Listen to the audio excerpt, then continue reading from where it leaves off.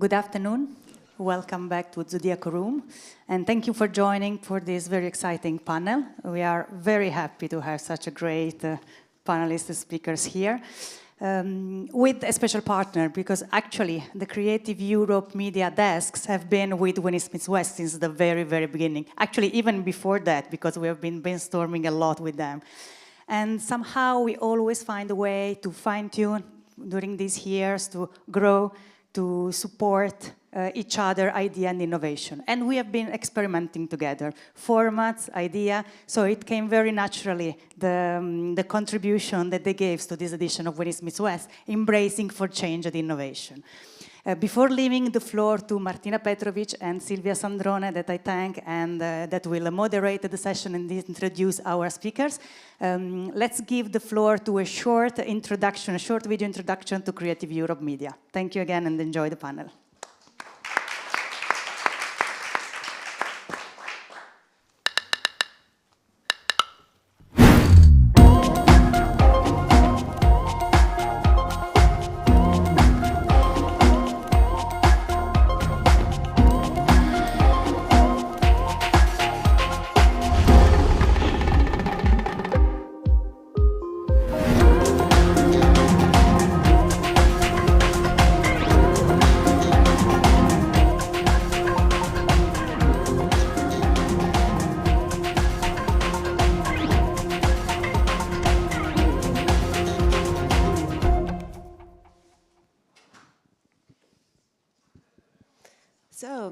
Hello everyone, good afternoon. Thank you to Alessandra for the kind introduction. My name is Silvia Sandrone from Creative Europe Desk Italy. I work at the media office based in Turin, but we also have other two media offices hosted by Cinecittà. One is based in Rome and one in southern Italy in Bari. I would like to start saying that, as Alessandra was telling before, we are partner of Winnie Smith-West since the very beginning, I would say. And for this 15th edition, I'm delighted that so many desks join us, starting from Creative Europe Media Croatia with Martina Petrovic, who is presenting with me this panel today. But let me also mention all the other desks that this year are so many. So we have Creative Europe desks from Belgium, Bulgaria, Denmark, Estonia, Latvia, Lithuania, Luxembourg, Montenegro, Serbia, and Slovenia. A big applause to them. Can you stand up? Can you stand up? Maybe you can stand up. Stand up. Stand up. Yeah. So I would say the media network is very well represented this year in Trieste. But maybe you may be wondering who we are and what we do. So briefly, as they used to define us in Brussels, we are the ambassadors for the media program. Basically, we help professionals and companies in our country to apply to the media scheme. But also we try to organize networking events, panel and talk to encourage also, of course, collaboration, and also to talk about relevant topic for the industry, as it is the case today.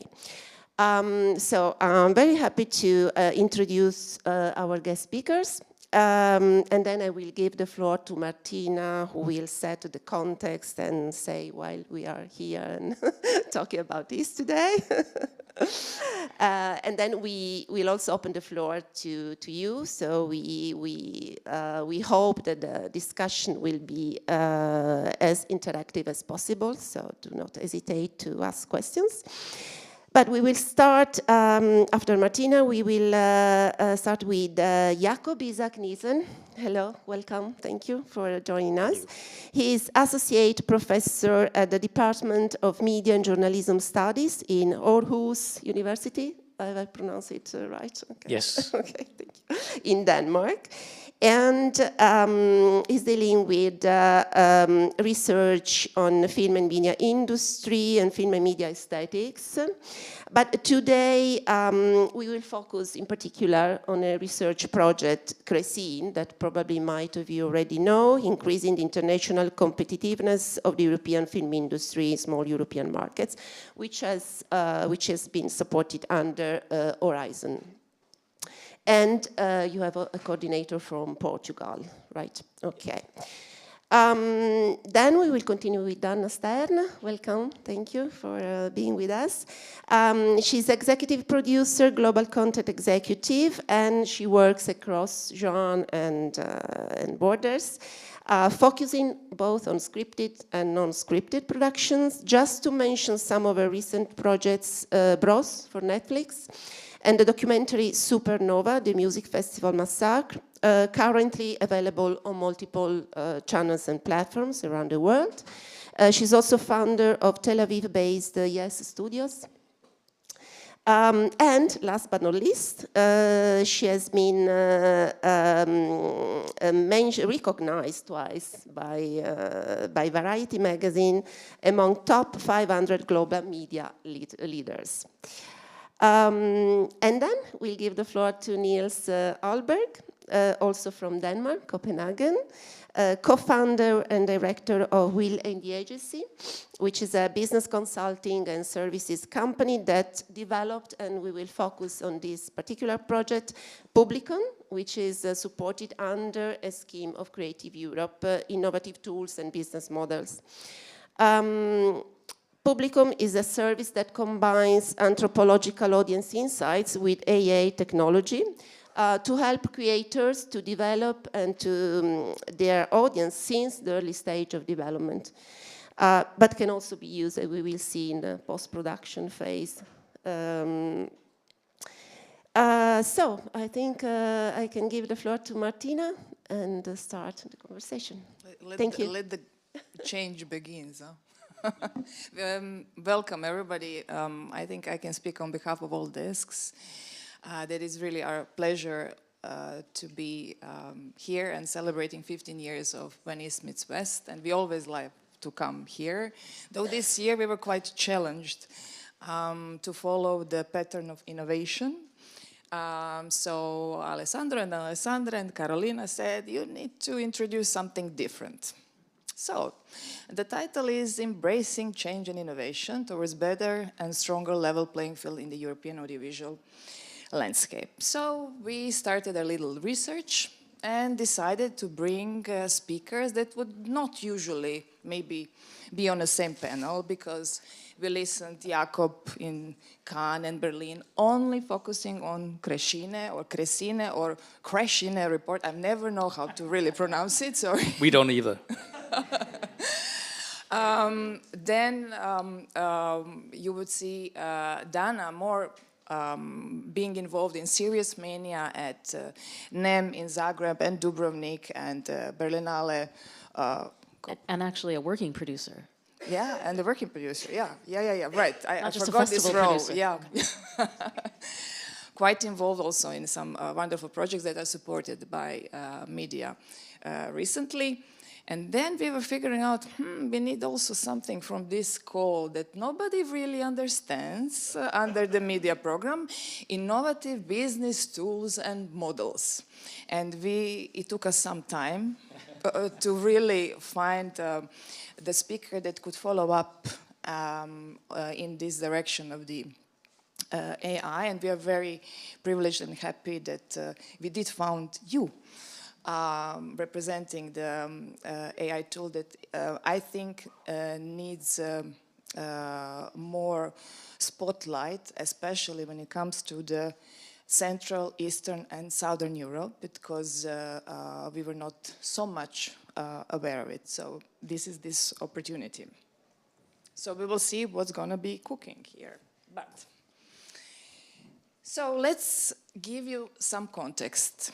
For our talk. We are nowadays surrounded with lots of uncertainties. So we have wars, unfortunately, going on, different regimes taking over. climate changes are causing fire and floods, and it's really a big uncertainty, but also difficulty how to adapt to everything that is going on around us. And I think that this industry has, we are hopeful, because otherwise we would not be here and we would not be doing what we are doing. And some things will definitely be inevitable. So lots of things will be changing. But we need to see how, and accept at the same time, how the industry will lead into this changing direction.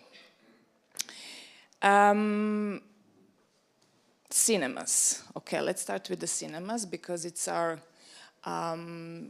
the usual way where we're gonna watch a film that were quite burdened after COVID-19 and still haven't recovered yet. So Europa Cinemas also introduced some wonderful calls to bring cinemas, art house cinemas, even closer together, like collaborate to innovate. And then all of a sudden, of course, with the inflation and expensive tickets, we wanted to solve this problem with burdening cinemas with too many films. You know, recently we were all the time hearing and listening, there are too many films. But we're gonna invade the cinemas, so thinking that we will potentially get more audiences.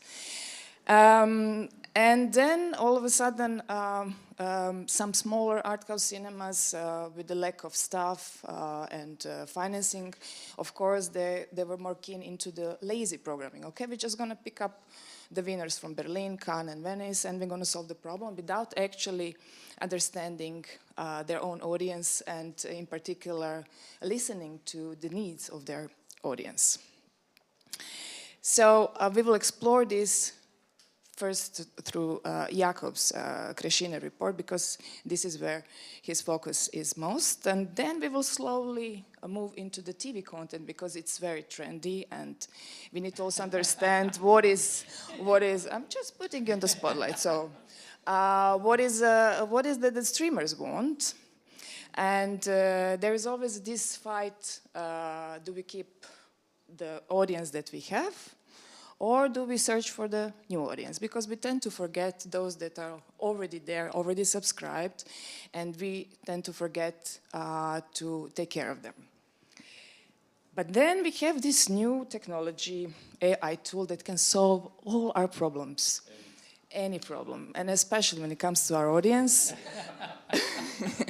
Come to Niels. He will open all doors. So maybe this AI tool can actually help us how we can program and really plan what we are doing. So we are very curious and keen on hearing also this comparison in terms of the storytelling audiences and how we can make benefit from it. Because we all know that it's very also controversial, innovative, but sometimes not so ethical, and so we also need to take everything into consideration. So, this is the context. So, as already mentioned, we will start with Jakob, who many of you actually now know. You become famous as a researcher, professor. You've been to Cannes and Berlin, but in a different context. So for this particular talk and panel, I'm curious, what are your takeaways from the report that can be linked to the feature films, but also long drama and cinemas as such, in 6 bigger markets, but also smaller 7 ecosystems. So the floor is yours.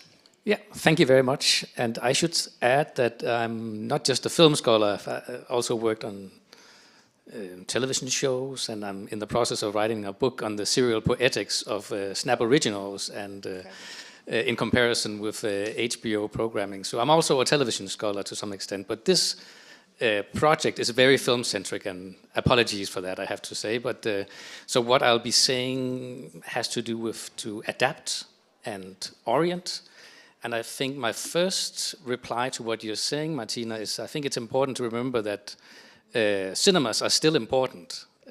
So even though we are not at a pre-COVID recovery state, I think it's important for cinema or film rather to look at our sister industries like TV and music, for instance, where you could say that the primary window is essentially experiencing some kind of disruption.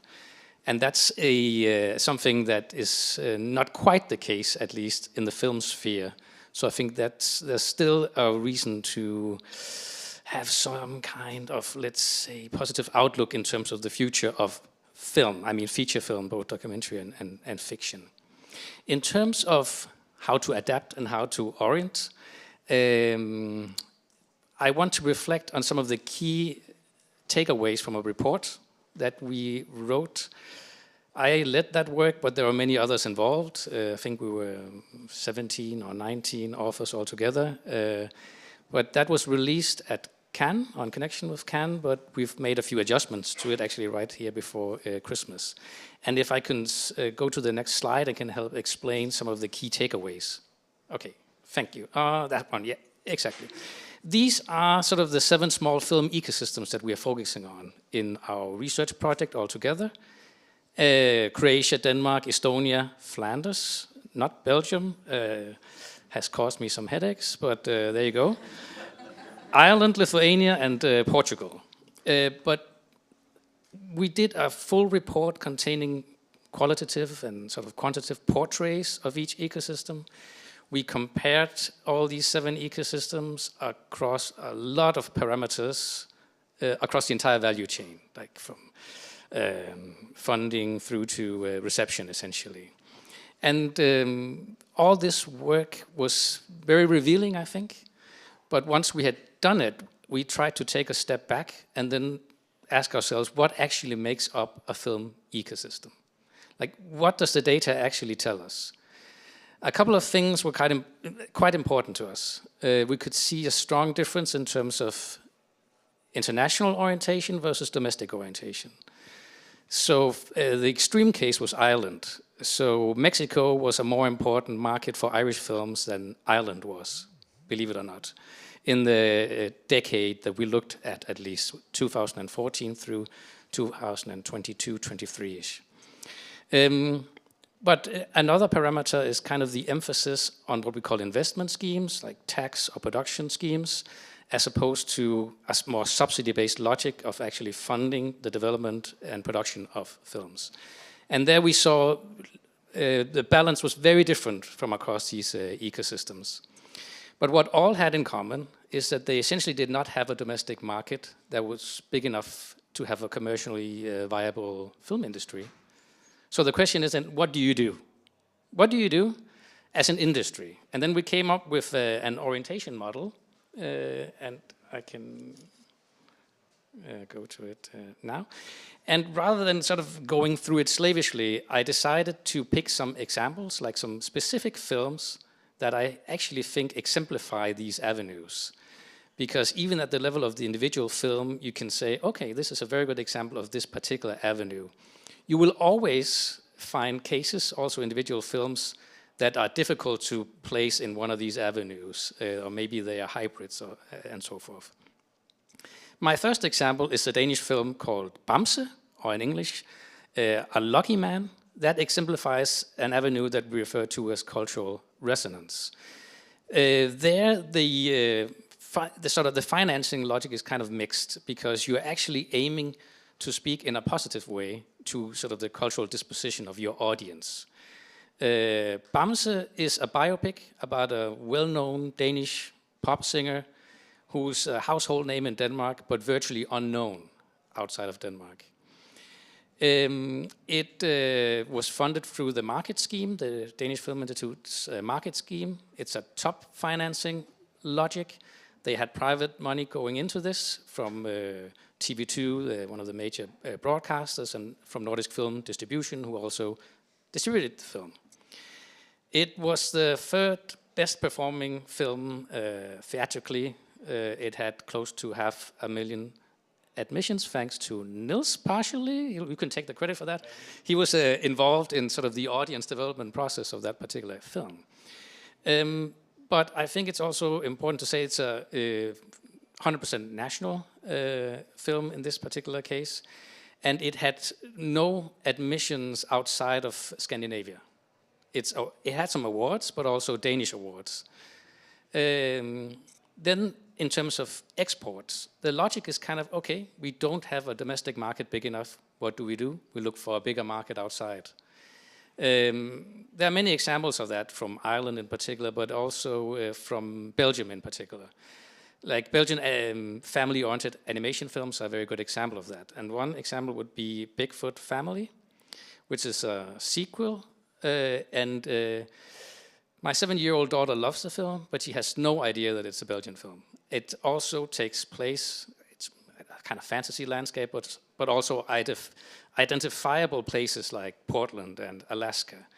And the logic is completely different. It's more investment-oriented, and international success is essentially the form of legitimacy there. We see some challenges in terms of export. So out of these 7 ecosystems, there are meaningful export numbers for Irish, Belgian, and Danish films, but there's a huge sort of gap from those 3 territories to the other 4 ecosystems. Production service is a third avenue. There it's much more difficult to say that these initiatives lead to a particular slate of film or TV programs. It's essentially about job creation, GDP, adjacent industries also. And you could also say that there are 2 kinds of logics driving production service orientation. One is to lure incoming productions. The other is actually to prevent runaway productions. And up until recently, Denmark was the only one of these 7 ecosystems that did not have any sort of production rebate. That has been launched now. It'll very likely be enforced next year, but sort of the finer details of how it will be put together, that remains to be seen. The 4th avenue, we refer to that as cinematic art. So for instance, in terms of export, Bigfoot Family, it had 125,000 admissions in Belgium, so it did make an impact nationally, but it had 2.6 million admissions internationally. In terms of Safe Place, the creation film, it works completely differently, I would say. It's more of a subsidy-based logic. It's an extremely well-made film. It follows very much the logics of art cinema narration, I would say. It's a long-take SFX film. It doesn't really have a conventional musical score. It's a suicide story where a brother and a mother try desperately to prevent the brother and son from committing suicide and fail. They struggle throughout the film to find a safe place, both emotionally, psychologically, and also physically, actually. It garnered a lot of awards, international awards, Locarno, so forth, but it really didn't have many admissions, about 16,000 admissions altogether, 11,000 in Croatia and 5,000 outside. And it's a kind of film where you say, this needs to have a much larger audience, essentially. But you could also say that, okay, it's those 16,000 people, they went away from this experience, like their spirits not lifted necessarily, but they had a substantial cinematic experience, you could say. So these are 4 avenues, and our argument is essentially that we can see each of our 7 ecosystems, they are pursuing these sometimes in combination. It's very difficult to pursue all at once, obviously, because our production volume is so low. And it's a very intricate dance in how you actually pursue one avenue in a way that's meaningful and doesn't sort of take away from the potential success of pursuing another avenue. I know that Chris Marsic, who's here in the audience, knows all about how you try to strike a balance between servicing sort of the production service aspect of the industry, but also actually ensuring that there is a vibrant community of filmmakers dedicated to producing local language films as well. when I look at this these four avenues, the question is, how do you try to reorient your industry? Let's say in the creation case, I would actually say that I see certain signs of a reorientation towards a cultural resonance model, like Drasen, the biopic, for instance, would be a good example of that. And maybe also the Diary of Paulina, for instance. There are many challenges tied to each avenue. I won't go into that now. We can perhaps delve into that later. The last thing I will say, is kind of a leading over to Danna, is that looking at these four avenues, I feel one thing is missing in a sense, and that is what I would call industry convergence. Because naturally, if you're a small film industry, converging with other industries, such as the TV industry, maybe also gaming, theater, literature, and so forth, is of course also quite important. And if I were to tell the story of, let's say, the Danish film industry, I could not tell that without looking at the very close ties and integration with the TV industry. It's an ingrained part of that particular kind of industry. So maybe that should have been the fifth avenue, but we kept it more film-centric. Sorry for that. That's why we have Danna here to give us the context of today's TV market. I look at this and I go, wow, it's so nice not to have the audience part of the equation, right? Yeah. This is really female-centric, creator-centric, right? People who want to have take their vision and kind of put it on the screen, and then there's all this money and resources available to them, whether it's subsidies or tax rebates, or it's all very altruistic. Can I say one thing? Because I forgot to mention there's an audience component to all these avenues. Obviously, you're making films for different audiences based on which avenue you're pursuing. So that's kind of important. Are you? Yeah. With 16,000 admissions? Yeah, you are. It's just a different kind of niche audience orientation. It's a different kind of conceptualization of an audience, I would say. Well, I would argue that that's hardly an audience, and television. No, it's just it's extremely niche, right? And I would think, and I would hope that creators and producers, writers, actors, certainly, go into this creative process that takes so long to do and is so tedious, wanting to reach a mass viewership, right? I mean, that's why we tell these stories. So to me, to hear that only 16,000 people watch a film and then it didn't carry over, or cross borders is heartbreaking in a way. And television is almost the mirror version of that, right? To segue, television is essentially a mass medium. It's popular culture, usually, at least that's what you aspire to be. And it's not unchallenged. Certainly things have been taking a turn for the worst in the last few years. We had a heyday that everything seemed to get commissioned. It seemed the audience was growing exponentially, new subscribers signing up to multiple streaming services, and there was just an endless abundance of eyeballs, if you will. Unfortunately, our little world too collapsed. Actually, COVID was our best time, ironically. Unlike film.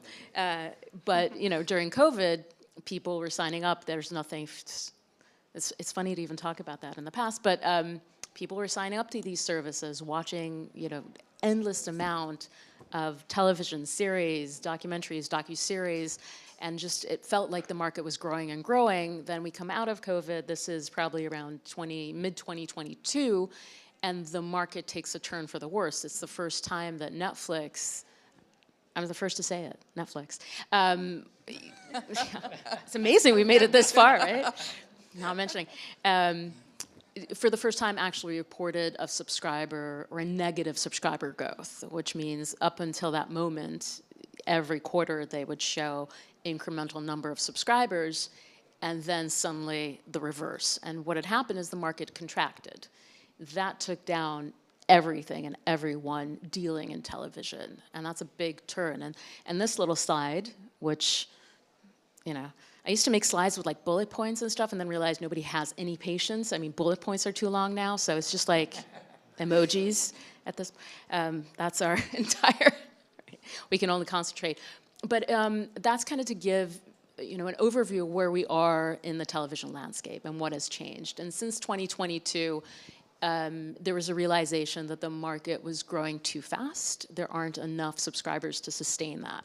So we were at a point where people were subscribing upwards of 4 different services on average. That's now contracted. It's less than 3, and actually getting to a smaller number than that.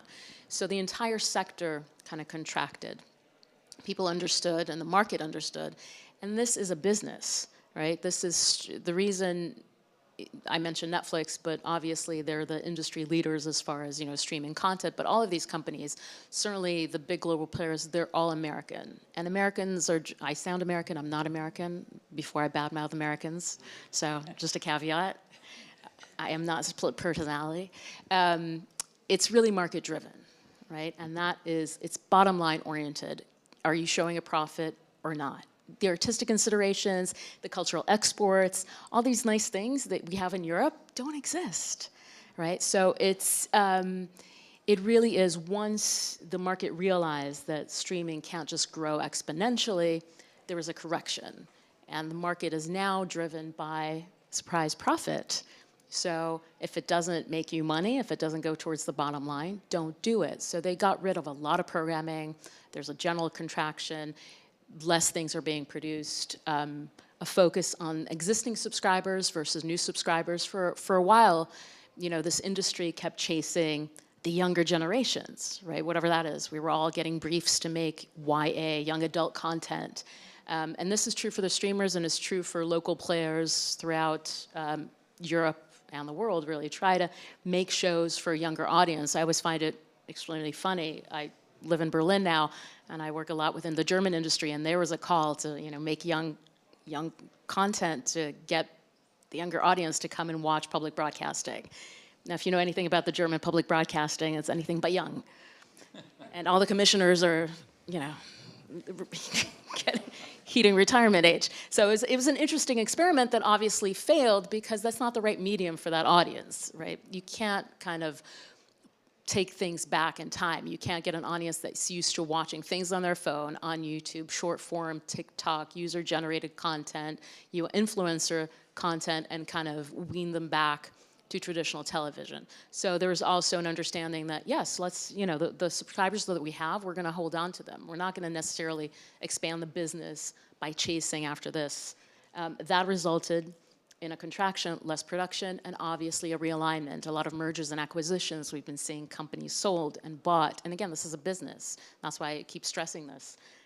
So you've seen Amazon buying MGM, which is the oldest studio available. You're now seeing Paramount being acquired.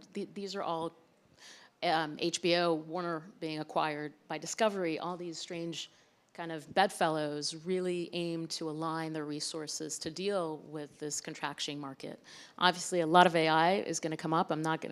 I'll defer to you when we get to it, but that has obviously affected the way that we produce and the kind of content that we're producing and the kind of comments that we get.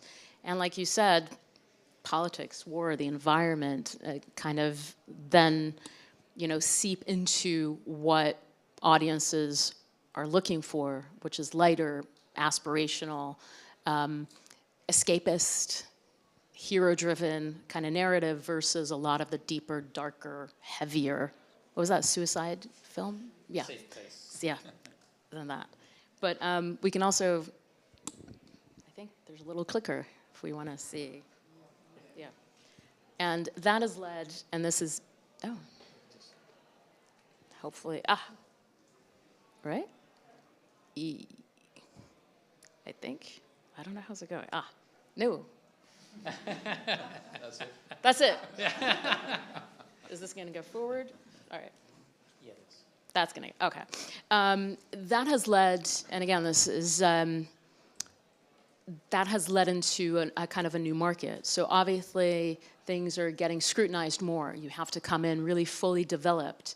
That age where you just come in with a pitch and then you get an automatic show at Netflix and do your thing. No, that never happens anymore. You have to come in fully developed. regional content. Growth is coming from international market. But remember, there was a period where we would sit and talk about shows, you know, local for global, right? These small shows from local markets resonating into international, becoming international breakthrough. That's obviously, other than a few key territories like Korea, Spanish-speaking, Turkish shows, that really doesn't happen as often as we'd like. So the whole streaming realignment is really hyper local. That means less money for shows because you're producing at a local budget for a local audience first. So these are kind of the things that have, you know, affected us. The streamers have had to adjust, and this is also true for channels and local streaming platforms, have to adjust to the loss of subscriber revenue by finding other revenue streams. So ad-supported, the tiered models that we're seeing now, that necessarily affects the kind of programming they're producing. They can't afford to do things that are niche or experimental. It has to be wide, broadcast, you know, middle of the road audiences. The more, the better, because then you can sell more ads or make money from the ads that you're already selling. So that has kind of seeped into the kind of programming that we're seeing. And I feel like we're doing the reverse of innovating. Like, technology is there to help us innovate, but as far as programming, it's almost like we're going back to basics, tried and true, refocusing on core audience, which really means, you know, let's use things that are IP-based, reboots, things that are based on other things, whether it's games or books or other series or film, anything that has a recognizable, marketable element to it that audiences will know and, you know, hopefully tune into. So those are the kind of things that we're seeing. Hopefully this works. I'm kind of scared to do it again. All right. Oh, see? It's the wrong way. Yeah. And these are some of the key, if we kind of reduce it to that, and the key trends that we're seeing now in this market. So IP, and basically IP, intellectual property, is anything. And I was at this panel once in LA where they had an agent that specializes in IP, and somebody asked her, what is IP? And this is the most American an agent reply I've ever heard for anything. She's like, anything that somebody will pay you for. Yeah, right? Anything that somebody else thinks that has values. And it could really be, you know, books are obvious. Over 80% of series on the streamers are actually based on books. It's a staggering number. But again, you know, we talk about series, but it could be a post. It could be a TikTok video. It could be really just a game. Games are obvious at this point. It could be a toy, Barbie. You know, it could be Transformers. It could be really anything that you think is going to resonate with some kind of audience down the line and going to make that road to viewership a little bit easier. Nostalgia and senior programming. Remember when we were chasing the young audience? We're doing the reverse now. And if you look at the broadcast slate in the US right now, it's staggering. I mean, Dexter's back. Yellowstone essentially is, you know, it's an entire universe of, you know, of nostalgia, Westerns. I mean, it doesn't get more old school than that. You have all these, Frasier coming back, Night Court coming back, all these shows. I mean, yeah, it's just, Matlock, you know, it's just crazy if you think, if you look at this, Tim Allen, who's like in his 70s, has a new show. These are all very old people on television, hopefully addressing a very old audience. And this is not just traditional broadcast television. This is the streamers. Gone are the days where you're open to diversity and experimentalism and you know, niche audiences. It's really about mainstream. It's no longer about, you know, bring us a story that you can tell in 6 to 8 episodes. Bring us something that's returnable, that's going to last a while, that's preferably going to continue for many, many episodes, because we want to, you know, once we have that audience, we want to stay with them. Also, non-scripted is really back in a massive way because it's cheaper, it's faster, and it can tell stories that are, you know, sometimes scripted can't, because, God, humans are weird. And it's great story. And entertainment and formats are obviously always been around, and even more so. Whatever country you're from, I guarantee you that the top performing shows currently in your country are going to be 20-year-old entertainment formats with a shiny floor. And that's a sad thing to say about a creative industry, in a way. Yeah, we stop, and then we will continue on the topic of the audience. But we are very curious what Niels has to say with his AI tool that we are keen to use as well. So let's start from the beginnings. Yeah, thank you. Let me see if it works here. I will tell a little bit about the tool. Yes, please. But I will not go too much into details because I want to talk a little bit. Everybody would leave then, yeah. Yeah, exactly. And I will go more into details about some of the learnings we had from using it. But as it was introduced, this tool was developed with the support of Creative Europe. We're very thankful to actually having ongoing support for that as well. We launched it to the market late 2020 and has now conducted more than 100 projects, all in Europe, probably too much in Western Northern Europe, to be honest, in this forum. But we will be happy to work anywhere else as well. I will just very briefly explain how it works and what it does and why we use it, and then I will shift my attention towards the audience. Basically, it's built to aid information about the audience, or awareness, if you will, about the audience specifically in the developing stage. We're also now using it quite a lot for distribution, but it was launched to have an idea of who are you writing for, to avoid too many 16,000 people coming to the cinema once and then. I think there's something to respect there, but there's also perhaps opportunities to broaden that a little bit.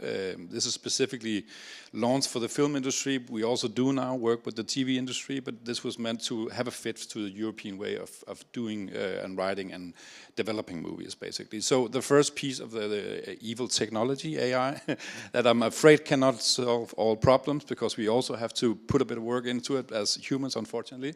But we run, you can call it zeitgeist analysis, by basically scraping online conversations from the target markets that we're working with.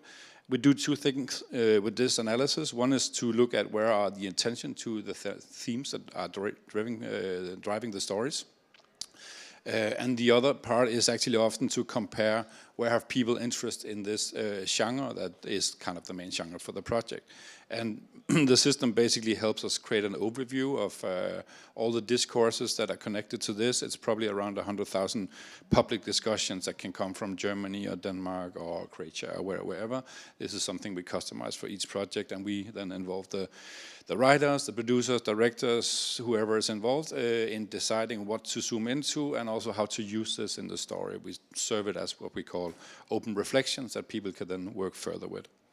Then on the second step, we use mobile ethnography, which is what you see at this little phone, where a real audience is involved in the more narrative part of the project. So that's sharing the storyline, introducing them to characters, to dilemmas, to specific scenes, to ways to pitch it, the setting, and so on and so on. Everything is customized for the project. And it's, of course, to really provide input to how to develop the story further, rethink some of the characters, some of the relations, and so on. So this is very much with the writers often. And then secondly, it's also really to understand how we can be a bit more segmented once we come to the marketing stage. So it's not just one movie that will have the same invitation across all the different segmentation groups that we can identify for a project, which is again a way to try to extend the reach a little bit more. So we will normally include 3 to 4 different types of segments and then see how they basically react to the story. So that's for now about the tool. I will more then share what we have learned. Some of the things are probably aligned with what you said as well. Some might go against it, but we can talk about that when it comes up. Of course, based here in Europe, also probably with a lot of people in the room, coming of age is a template for storytelling that I think we know a lot. But it's just, I think, remarkable how often we find the young people to really don't care about content with young people, which is in a way bizarre. So a lot of these coming-of-age films, unfortunately, end up as festival films and are never really relevant to the young audience. I had a great quote from some young lady that said, when it's a movie from Europe about that, it's always about all the stuff that's difficult. It's being challenged on my gender. Somebody commits suicide, by the way. So she's mentioning all the difficult things, but she said, by the way, it's actually pretty fun to be young as well. But could you perhaps reflect that into the movies? So, when we work with the production companies and the writers, one of the first questions we ask them if they come with a coming-of-age film is, are there any lighter aspects of this? Because I'm not trying to say that young people are actually not engaged in all these difficult questions. They like them a lot, actually, but it's more the way that they alert into them. It seems basically often too heavy. Then staying with this generation and coming of age and focus on young people, I think a lot of storytelling really are focused on a character. I think you mentioned that as well. But it's actually quite interesting what we see with the young audience, because they often have more interest actually in relation building rather than in identity building. So, how you're friends with someone. That was a good question we once had from a young audience. Was that I kind of know who I am, but I struggle more to understand how to be together with people. So I think maybe it's also interesting to consider if there are more relationships in the story that could, have more attention, basically, and not only portraying the main character, which I think often is a challenge for the scripts, basically. Then talking about genre and who the audience is, I think mixing genres has a lot of potential also that maybe is not used enough in European content, because people rarely, when we interview them, identify themselves as fans of a certain genre. They like a lot of genres, but they're also very curious about how they can mix. I'll say Netflix now. Because I remember they published a research report once where they said people are open to 6.4-ish different genres. Yeah, and I think we can definitely confirm that. So if you're trying to design your audience strategy to one fandom universe of a genre, I think it's too limited. So we often have a discussion with the teams about what are actually the genres that you can have in here, and what happens if you kind of completely rethink the mix of which one is first and so on. And that often opens up for new ways to actually consider the project. Then art house is, of course, a genre we also work a lot within. I don't even know if I would call it a genre, but I don't know. It's kind of growing into being one, I guess, in a way. And I think another thing that is interesting is also audiences who really like art house actually like entertainment. It shouldn't be a big news, basically, because it's like paying money for going to the cinema. It's basically because people want entertainment, but often the projects and the introduction we have from the creators is that it's very important project. There's a message into it, and I believe we should captivate that idea. But sometimes I think being afraid of being placed into a genre is a challenge, basically, to broaden again the audiences. Actually, a lot of the audiences are just asking for tropes. It doesn't necessarily destroy an artistic movie, that there's something they can recognize. So that's another thing we work with the producers about, to think with them about, are there any tropes you can play around with in this genre that makes the film easy to talk about for the audience before it's something they see, without becoming a cliche. Like in this movie where nobody dies, but it's kind of a really heavy action movie by Netflix, by the way. Yeah, was that number 5 now? Yeah. Then staying with hard topics, which of course I think is often what we see in European movies, and I think they should definitely be there. But we also see people being skeptical about going to see a film about suicide, for instance. It's a tough invitation for the marketing. But it's actually not that people are not enjoying it once they are in the seat.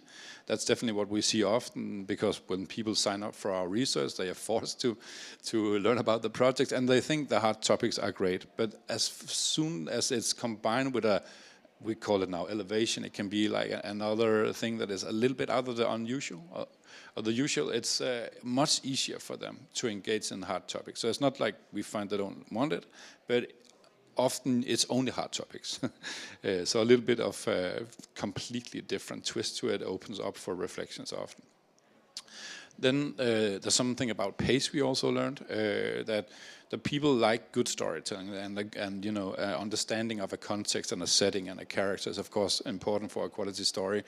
But many projects really start with a slow build-up, and that is something that also seems to be a problem, where it seems like European films sometimes is a little bit out of bounds with what the expectations are of how to get started. It doesn't mean that you cannot go down in pace, and people are fine with that, but does it have to be in the beginning always, where you learn a lot about the context, and then after 20 minutes something interesting happens? Then it is difficult not to touch upon the attention towards characters, because there is a lot of attention toward that as well. That is definitely not no news, but I think just a thing to maybe remember when you develop your project is, are you also actually talking about the characters in the developing process a long time? Because every time we interview people about a story, the first thing they really pick up on is, I really like this character who did it, and I never really speak about the entire arts. They never really speak about the theme unless we ask them. So the first thing they always talk about is the characters. So for projects, I think it's sometimes healthy to stay a little bit with thinking about the character before you put them into many story contexts, basically. And then another point about the characters is also combined with pace. And this is actually, I think, going really towards the young audiences. They love this character development, but often I think the European content develops a little slowly for them. So we sometimes, instead of character development, talk about character explosion, where a character goes from A to B extremely quick, or from A to C over a longer period, like Walter White. So maybe also think about the pace of this to get more in sync. Then this is something I think is interesting also for a lot of the project that has public funding that we work with, because there's always a consideration about how far you can go with different themes, and how graphic you can be and so on. But I would actually argue that it's more dangerous to not go far enough rather than to going too far. It's sometimes we tend to forget what people are exposed to on many other platforms, and if you want to be provocative, you really have to be loud, because otherwise people just would, yeah, okay, fine. And that's not really the feedback you want. Then the last point I want to make is on a genre that is really, nobody mentioned horror so far. But we have so many... Exactly. Horror is something that people want. But what we actually also see is, I think maybe this is also like relevant for the European content, it's not necessarily just how people dies people want to see. We see a lot of also requests for, how people became evil, and not only how they develop their evilness. Stephen King is pretty famous for character development in that genre, and it seems to be, there's a potential to be more development focused on the characters in horror. So that was more or less the things we took out pretty quick. I mean, you are solving lots of our problems. So not maybe 100%, but lots of problems. And I would really love to have you present when producers are also applying to media program. Especially for the development calls, since from my experience, and maybe my colleagues can also back me up, they really do struggle to write strategies that are focusing on the audience, and in this sense marketing and distribution. In most cases they really do not do the thorough research in terms of the markets, the niche audiences, and especially the evolvements and the changes in our audience behavior. And it depends when we are speaking about the cinema, streamer, and so on. Looking ahead, okay, so let's imagine we are meeting 5 to 10 years ahead, maybe even next year or so. What would be something that you would like to see changed or introduced in terms of different approach in the report? So you already tackled that maybe the Fifth Avenue is missing. So what would be this future scenario for you? And for example, you will again apply to the Horizon, and we will have Christina report number 2. Would you take the same markets? Good question. Actually, I would go in a different direction, actually. I think the problem is that there's not sufficient sort of reliable data on the entire VOD space. So you still, well, you have Netflix's engagement reports, for instance, but that's not a third party providing that data. So I trust them. I mean, I'm not saying that yet, but so I think I would go in that direction more energetically than we have been able to. But I think we have a real sort of data provision issue in that sphere. But what we actually, counting a little bit what you say, Danna, I mean, if I look at, let's say, Netflix's engagement report, I do see some counter narratives from time to time. It's a little bit difficult to make sense of it in the larger scale. But for instance, your Troll, your A Beautiful Life. When I ask my students what's the most seen Danish film in the last 25 years, and it's very likely A Beautiful Life, they're shocked. But that generated 46 million hours of viewing on the Netflix platform in a month. That's about 30 million views, if like full time. And if you do a sort of a co-viewing assessment as well, let's say 1.5 people watch that every time it. So you're talking about romantic comedy, romantic drama, sorry, that the critics really didn't like. That was viewed by maybe 45 million people. So there's an audience, I would say, and it's not the question. What are these kinds of films and TV shows? What kind of importance do they have to our film and TV culture? I would rather say. I'm curious to explore that more. For instance, as one example. Okay. I was just going to add, I believe the most viewed non-English language film on Netflix last year is a Polish film, which is a melodramatic remake of a very well-known Polish film that actually did about 43 million views that year. Troll is still the most viewed non-English language. But it's a family, right? It's more of a, but like a wider audience. No, Troll is the most watched non-English film on Netflix. Ever. No, as far back as these. Okay. So this is just the last year kind of snapshot, and it's a melodrama. It's period, sappy. You cry, kind of very basic human emotions to kind of give some guidance. And do we think that in 5 years or 10 years from now, yeah, I think that's going to still be it, right? Those basic human emotions are going to resonate, no matter how we slice it, dice it, whether we're talking about, serialized television or film or, documentaries. I think those basic emotions are still going to be relevant, hopefully. Okay. Unless we all burn. I mean, I don't know. But hopefully that those are the basics that you still kind of go back to every single time. Mm-hmm. Okay, Niels? Big question. I'm, as you know, working with a lot of these smaller European markets. I think it's very interesting to think about the opportunities for placing stories, as you mentioned, into completely other universes that I think has been out of reach for many of these local producers due to the production cost, of course. But once we'll get over this, which I think we will. Not the critique, because we're gonna be critical towards technology for a long time. But I think the more we adopt AI into the production, I think also we will see many opportunities. And I'm not working with the production side, so I'm completely unbiased on this one. But I think it's interesting to think about genres that has not been, an opportunity for some of these countries for a long time, and then combine it with this tradition we have of telling stories that are a bit more, like you say, that has something else to offer, maybe, rather than those who have production budgets and been telling them in sci-fi universes for years and decades, basically.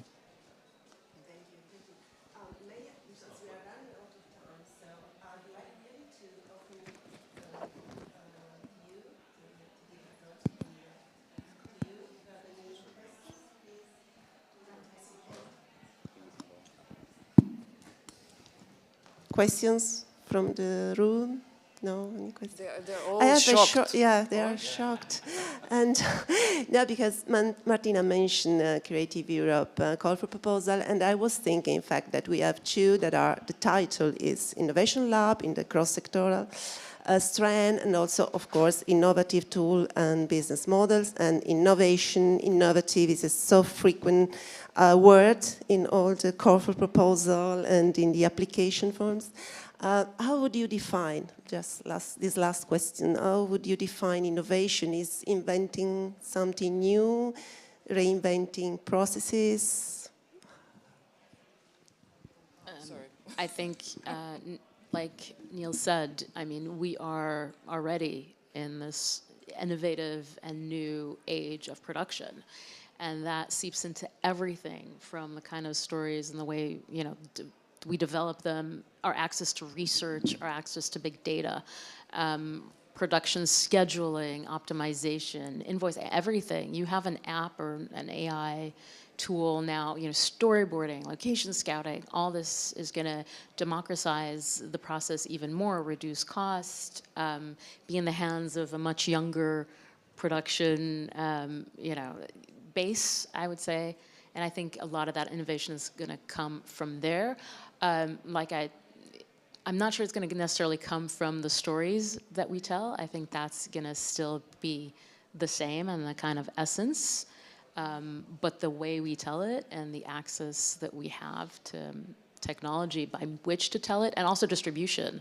You can be a filmmaker right now. I mean, one of the #1 show on Amazon right now in the world is Mr. Beast, and he's a YouTuber. So, and he started making YouTube videos, and that is that big democratization that we're seeing from anybody can be a content creator and have access to these platforms. With AI, it's going to be even quicker and cheaper to do. Whenever I'm asked that question, I fall back on what I call the peste-lac model, which is essentially a way of trying out different perspectives on the world. You try out the political angle, you try out the economic angle, societal, technological, and so forth. And I think that's just a kind of an exercise that I do to try and, well, okay, where could change be generated from? Let's say we're still talking about streaming, but maybe we are facing the end of streaming. Maybe we're moving into the direction of virtual worlds. So maybe 5, 6 years from now, we'll be talking about how to integrate our storytelling traditions within a virtual world setting in a way where we're not really familiar with today. So that's essentially how I would personally, on a personal level, go about sort of trying to conceive of how the future might look, at least. Maybe it's a good timing for the closure to show the trailer, which is a virtual. Yeah, actually, that was a nice segue. First of all, we can go, I'll just set it up. One of the things to really remember is that we're not in a bubble, right? People's time is precious. They don't just spend it watching film and television, unfortunately. For us, there are other things out there. There's social media. There is gaming is huge, music, live concerts, live experiences in the age of post-COVID. As segregated as and isolated as we are, there's also that reverse need to really come together as a community and experience things. Turn off these devices. Spend time present and then you're kind of faced with this as a content creator and a producer. You're bombarded and you're very much aware because, look, I'm sitting with my phone realizing that there's something else going on at the same time, and how do you translate that into a piece of work, a creation that will resonate? So there's a brilliant example. I have nothing to do with this show whatsoever. I wish I did. It's a Norwegian show. I just happened to be on the jury at Series Mania last year, in which it won the top prize, and I think it does a really, really good job of taking all these things and putting them together and creating what is really a traditional, television series. It's called Dates in Real Life, and I'll just set it up. You know it, right? It's brilliant, and it's really about an introvert girl from Oslo who has been having an online relationship, a virtual relationship, but yet a very real one with an American boy who is also paraplegic on the other side of the world. It starts just as they're celebrating their 3rd anniversary virtually on the game, on the app in which they met. And then he breaks up with her. And she has to go out into the real world now. And I think it just does a beautiful job in taking all these things we're talking about and some of the things. And it is it is younger skewing, if you will, but I think it's universal, it's emotional, it's a romantic comedy in a way, and it just beautifully ties in together.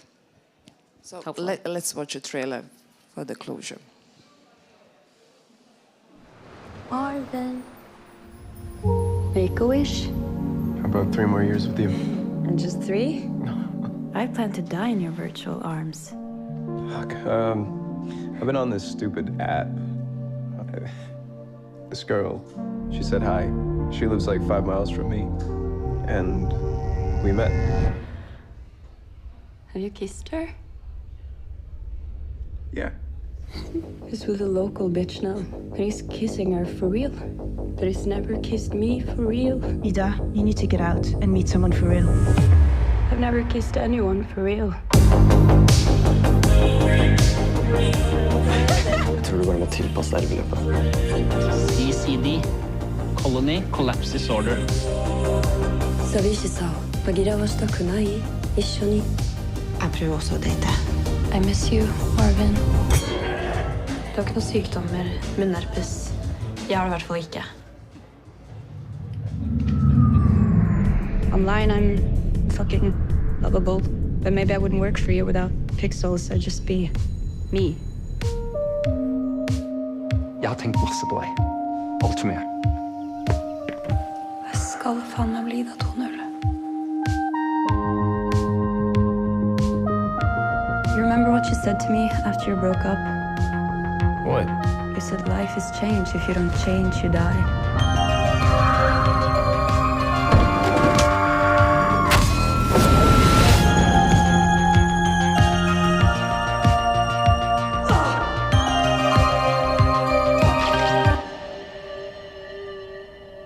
Hello, physical ex-girlfriend.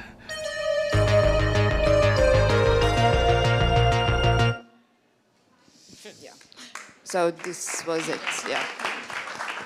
Thank you. Yeah. Let's work together to the better level playing field in the future. Yeah. And thank you, colleagues, and everybody in the audience. Yeah. Thank you very much. Thanks, Martina, Silvia, and the full speakers.